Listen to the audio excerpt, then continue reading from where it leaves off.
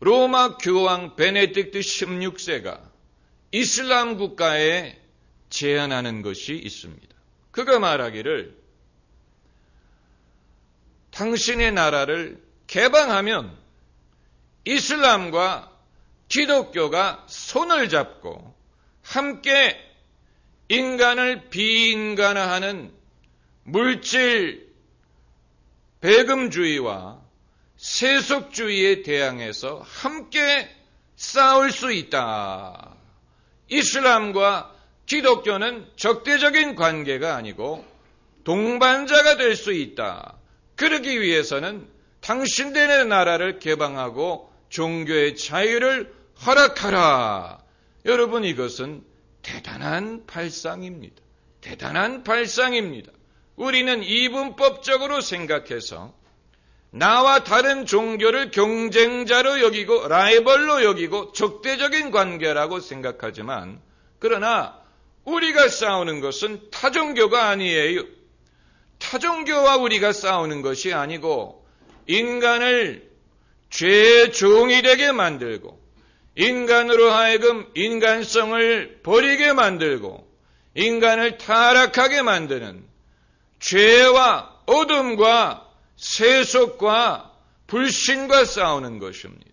그렇기 때문에 우리가 우리의 씨름의 대상이 누군지를 잊어버리면 엉뚱한 짓을 해서 전도의 문도 막아버리고 기독교에 대한 이미지를 아주 부정적으로 만드는 것입니다.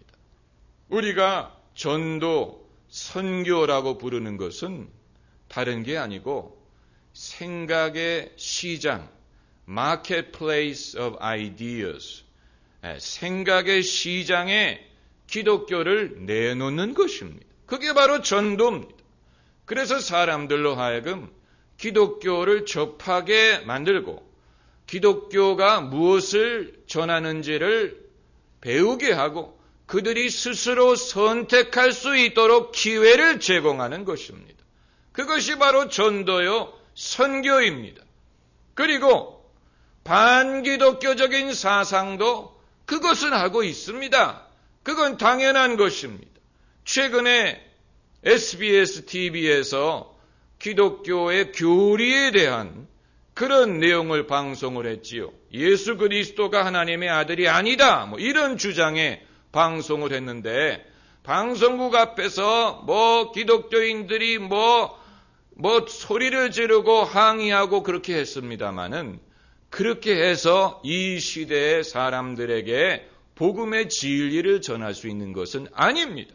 SBS가 신학적인 차원에서 반격을 했다면 기독교계도 이제 스마트하게 지혜롭게 사람들에게 어떻게 해서 예수님이 하나님의 아들이고 그것을 믿을 만한 근거가 무엇이고 신학적이고 성경적이고 모든 면에 있어서 믿을 만한 증거를 제시하면 되는 것입니다.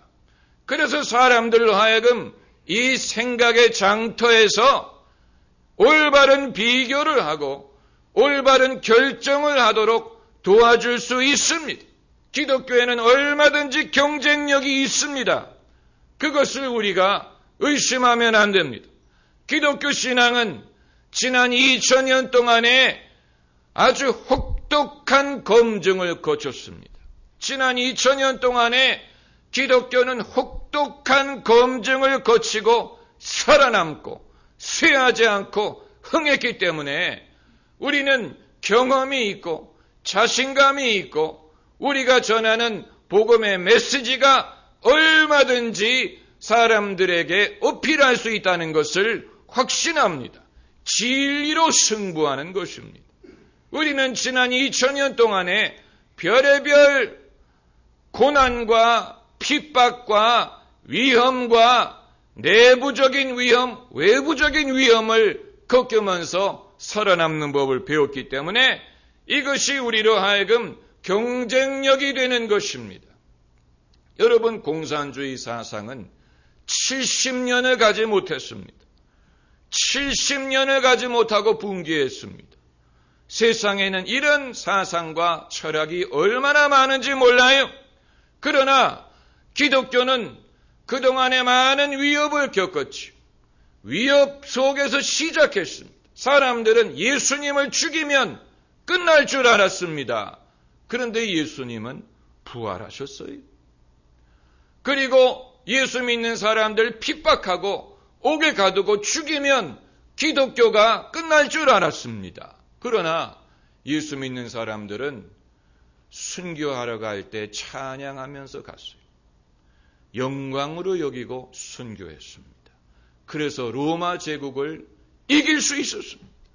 로마 제국이 야만족들에게 침략당할 때, 야만족들이 기독교화된 로마 제국을 무너뜨릴 때 기독교가 망하는 줄 알았습니다. 그런데 오히려 그 야만족들이 기독교 신앙을 배워가지고 자기 나라에 돌아가서 야만족 국가들이 기독교화되는 변화가 일어났습니다. 중세 교회가 타락했을 때 기독교가 망하는 줄 알았습니다. 그러나 소수의 정직한 신학자들이 다시 복음의 그 핵심과 진리를 발견하고 그것을 가르치고 교육을 일으켜서 다시 기독교 신앙이 부흥할 수 있었습니다. 현대 과학이 발달하고 진화론이 등장하고 여러 가지 과학이 나오면서 이제 기독교는 망할 것이다. 사람들은 기독교를 버릴 것이다 라고 생각했습니다. 그러나 그게 아니고 이제는 기독교인들도 더 연구하고 더 많이 공부해서 진화론은 어디까지나 이론이지 그것은 진리라고 말할 수 없다 해서 우리는 더 지혜로워지고 더 기독교를 변증할 수 있는 노하우를 얻게 되었습니다. 이것이 지금까지 우리가 걸어온 길입니다. 그렇기 때문에 대한민국에서 별의별 일이 일어나고 교회를 핍박하고 이런 말 저런 말을 한다고 해서 우리가 두려워할 것이 아니고 이게 바로 사상과 생각과 종교의 장터에 놓인 기독교입니다. 장터에는 별의별 아이디어와 별의별 주장이 난무합니다. 그건 당연한 것입니다. 그것을 우리는 환영합니다.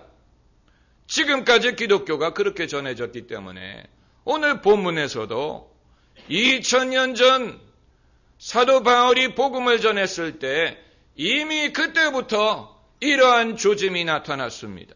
좋아하는 사람은 굉장히 좋아하고 반대하는 사람은 두 사도를 돌로 죽이려고까지 했습니다. 반감을 가졌다라고 했습니다.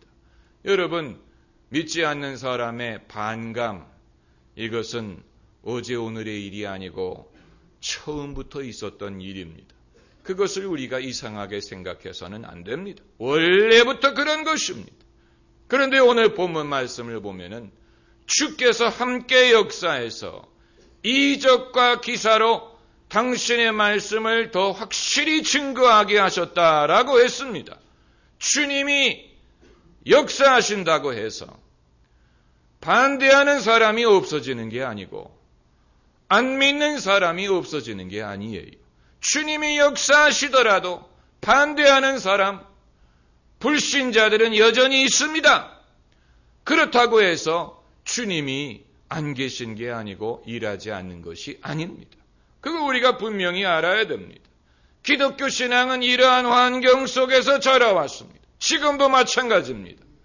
그러므로 이 시대에 예수님을 믿는 우리는 생각의 장터에 기독교를 더 잘 내놓는 법을 배워야 됩니다.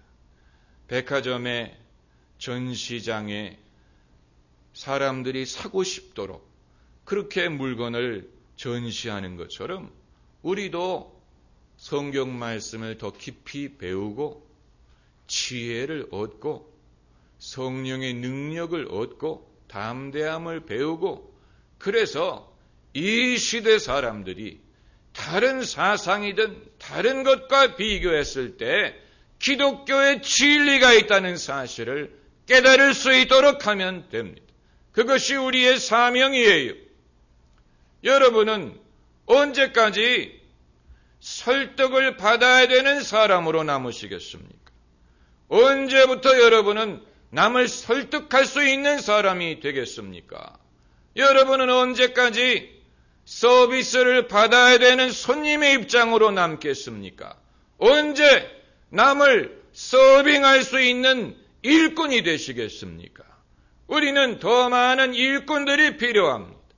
더 많은 지혜와 능력을 겸비한 일꾼들이 있을 때 이 시대에 우리가 정정당당하게 기독교의 복음을 생각의 장터에 내어놓고 사람들이 비교하게 하고 그래서 이 시대의 사람들이 여기에 진리가 있다는 것을 깨닫고 예수님께 돌아오게 할 수 있습니다. 우리에게는 승산이 있습니다. 그렇게 될 것입니다. 할렐루야. 기도하십시다.